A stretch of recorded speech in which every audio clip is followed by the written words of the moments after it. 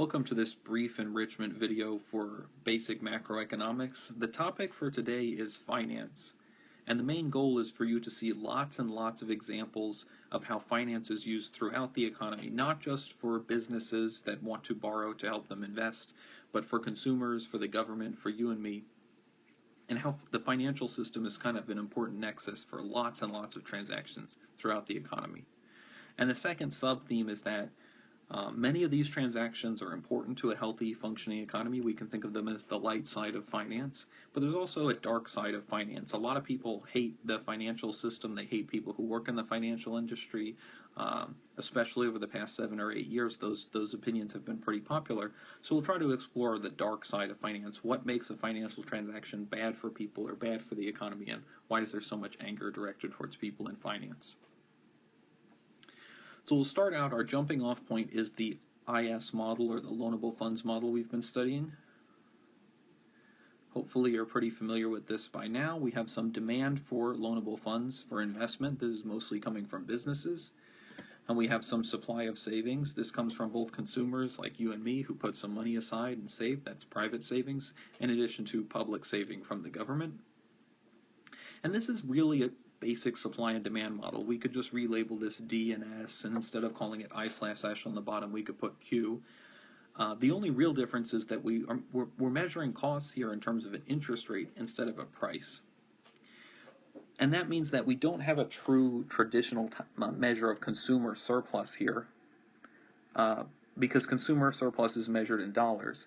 But we do have an analogous measure of welfare. If we shade in this, what I'm shading in blue, this is not consumer surplus, but it does represent the fact that the businesses that are borrowing were willing to pay interest rates up here, according to the demand curve, but they actually only had to pay this interest rate, what I'll label R star. So they didn't have to pay as much as they were willing to, so they must have gotten some surplus out of that. And then likewise, I could shade in something that's not exactly producer surplus, but it's similar and it represents surplus to the suppliers, which are here the people, either the government or the consumers who are supplying the funds. So the financial system should be generating welfare benefits. It should be increasing social surplus and generating utility for people, because it allows them to take part in transactions that they otherwise wouldn't be able to. And we're going to see lots and lots of examples of that on the coming slides. But we're also going to see that maybe this model doesn't exactly fit reality in terms of its welfare implications. Its positive implications, probably it's a pretty decent model, but its normative implications are more debatable, and we'll explore why. But first, we've got to review finance. What's the big picture on finance? So the way I like to think of it is that you have some financial system, so we'll label FS. You have money coming in, so this could be you bringing your savings to the bank, and the bank would be, part of the financial system. It's a financial institution. And then money comes out of that bank, or it comes out of the financial system. And the money going in is savings. So this is typically saving that a person is doing, private savings. It could be saving coming from the government. And then the money going out here is investment.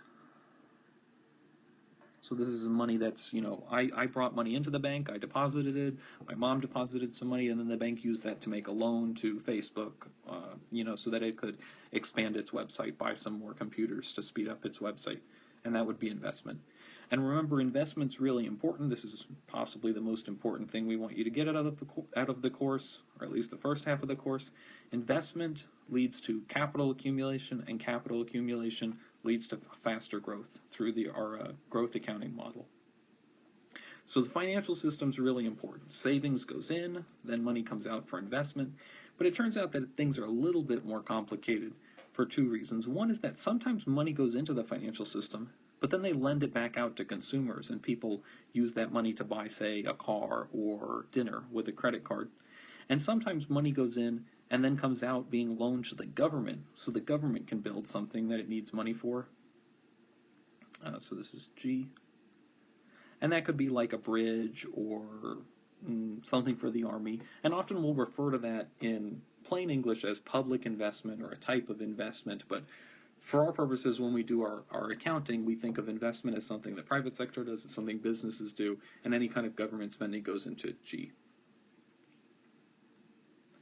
So now that we've reviewed the big picture on finance, let's look at lots of particular examples of where people are financing purchases.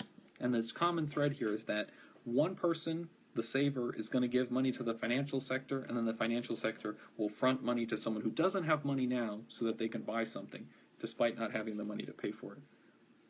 And the example that pretty much all of you are familiar with, the simplest example, is a credit card, right? People buy lots of things all the time that they don't have money for using a credit card. I've got two examples of credit cards here. This one is a nice credit card. It helps people buy groceries. Hopefully you have enough money for groceries, but supposing you didn't, you could use a credit card to buy them. And this gives you 6% cash back. I'll just label that in here. And this Citi card is called Double Cash because you get 2% cash back on basically anything you buy. So that's nice. But the dark side here, or why some people view credit cards as having a dark side, is that, a lot of people get deep in debt with credit cards. They don't really understand the hole they're digging themselves into. And there was a great article in the New York Times where they pointed out that, maybe credit cards aren't good overall because people don't really understand exactly what they're buying. When was the last time you ever read the detailed terms that a credit card company mailed to you? The author hadn't read them. I don't read them, and I'm assuming you don't read them either. And since we don't really know all the fees and interest and things that we're paying and we're getting hit up with. So a lot of politicians and advocates, probably Elizabeth Warren is the most famous senator from Massachusetts, have advocated reform to how credit cards have to operate in the marketplace so that consumers don't have like a distorted view of what they're really buying and that it works out to actually be in their interest. Another example of how finance can be important to an economy is student loans. Most people don't have thousands of dollars lying around to pay for their education bills, but it's important to the economy, both for growth and equity and efficiency, that people actually get this education. So the government has gone through many, many bills over the years. Probably the most recent famous one is the Higher Education Act of 2007, or I guess it's 2008, that expand access to education by providing loans. And then you can think back to how this is important to the economy overall by thinking of, what are our fundamental causes of growth? One of them was institutions. Education is an important institution. Making sure that education is broadly available so that everyone can reach their potential is important, because this can lead to faster sort of technological progress, more innovation, better technology, more human capital. And we see that manifested as some countries having more total factor productivity, more A in our growth accounting. But there's a dark side to student loans too, right? A lot of people, when you think of student loans now, think of something like this picture, from a newspaper, where student loans are really weighing people down. They're maybe more bad than good.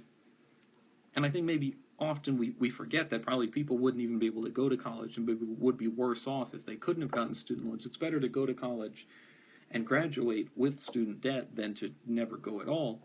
But that said, there's still some sense in which maybe these loans are predatory, maybe people could have gotten better deals, or maybe they didn't need to take out so much, and by enabling people to go to an expensive college and get deep in debt, you've opened up an option that was really bad for the students. So they should have maybe just stayed in their home state and went to community college and then transferred to a cheap state university instead of going to a expensive private school. Or maybe it's better off when people don't quit their jobs and get a $30,000 loan to become a puppeteer, because there aren't a lot of jobs available to puppeteers.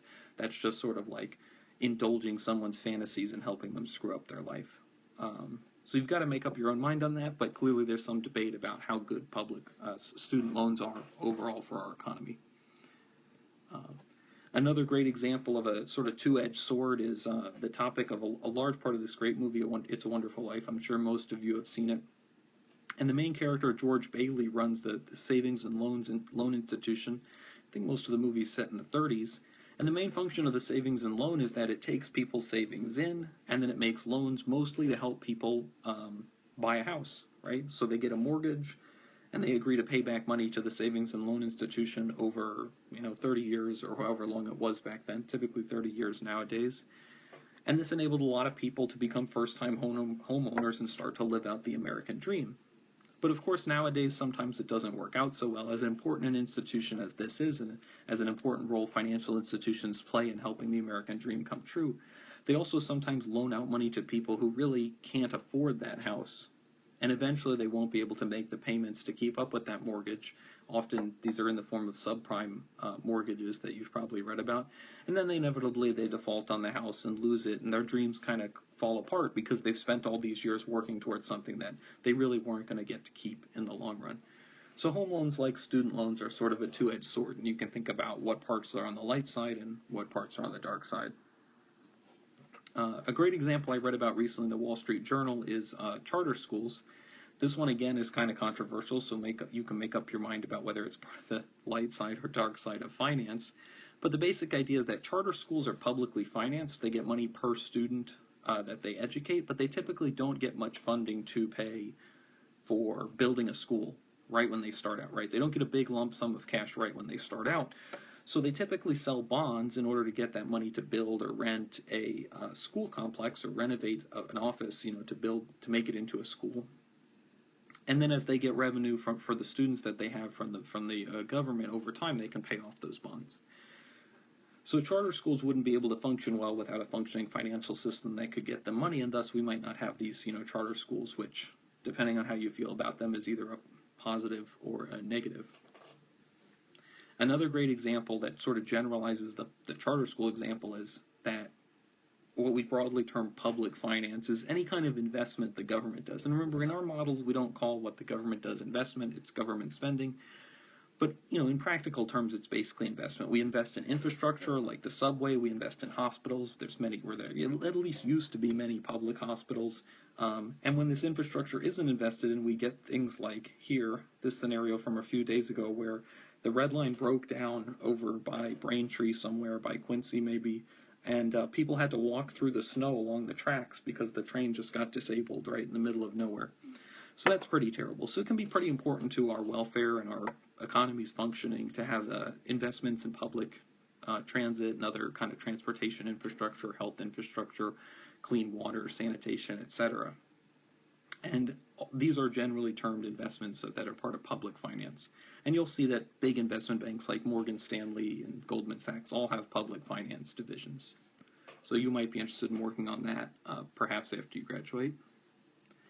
And then finally, probably one of the most controversial issues in finance today, maybe not even that controversial anymore, is what are called payday loans. So you can just type payday loan into Google and you'll get lots of websites like cashadvance.com. You'll see lots of ads if you watch TV during the day and watch like those junky TV shows like Jerry Springer and such, where they basically offer to give you a bunch of money today, but at an incredibly steep interest rate, often like 400% and 500% when you annualize this interest. And the reason people are willing to take out these payday loans is that, and the reason they get their name is that, you don't have any money today to pay your bills, but you'll get your paycheck in 2 or 3 days or in a week. So you figure, I'll just take out a loan for just a couple days, then I'll pay it back. But the fees are often like $50 to borrow $300 for a couple days, and you can see how this is an exorbitant interest rate. So a lot of people feel like these payday lenders are taking advantage of people who are desperate. Other people feel like, well, if you're willing to pay for it, you demand it, then clearly, you're getting some kind of consumer surplus out of that. So who am I to say, you shouldn't do that's bad for you. So overall, we've seen a lot of examples in the public sector, in businesses, and in your personal life when you're looking for a car or a house or, your education, of where finance can be important to people. It can be important for making the American dream come true for people. It can be important in tearing it down if finance is done improperly. There's really a light and a dark side, as we've seen throughout the video, and I leave you by asking you which side you'll join. Thanks for watching.